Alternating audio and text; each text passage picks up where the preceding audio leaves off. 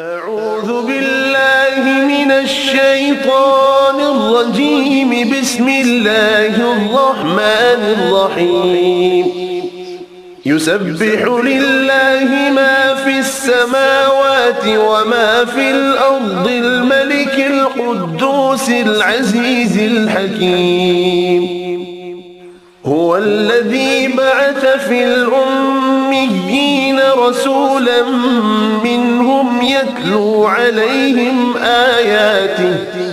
آياته ويزكيهم ويعلمهم الكتاب والحكمة وإن كانوا من قبل لفي ضلال مبين. وآخرين منهم لما يلحقوا بهم وهو العزيز الحكيم. ذلك فضل الله يؤتيه من يشاء والله ذو الفضل العظيم.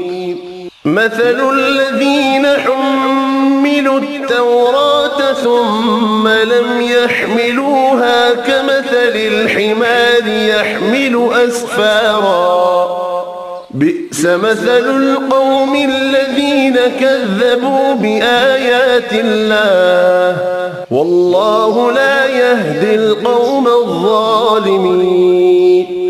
قل يا أيها الذين هادوا إن زعمتم أنكم أولياء لله من دون الناس فتمنوا الموت إن كنتم صادقين ولا يتمنونه أبدا بما قدمت أيديهم والله عليم بالظالمين. قل إن الموت الذي تفرون منه فإنه ملاقيكم ثم تردون إلى عالم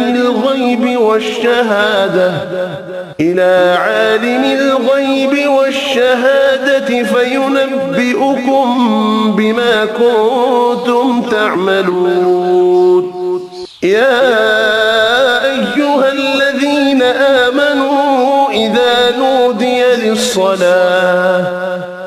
إذا نودي للصلاة من يوم الجمعة فاسعوا إلى ذكر الله وذروا البيع ذلكم خير لكم إن كنتم تعلمون.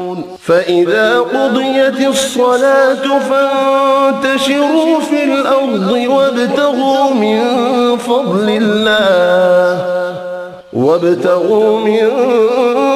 الله واذكروا الله كثيرا لعلكم تفلحون.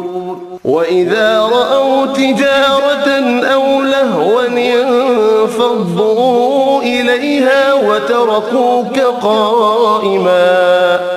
قل ما عند الله خير من اللهو ومن التجارة والله خير الرازقين. صدق الله العظيم.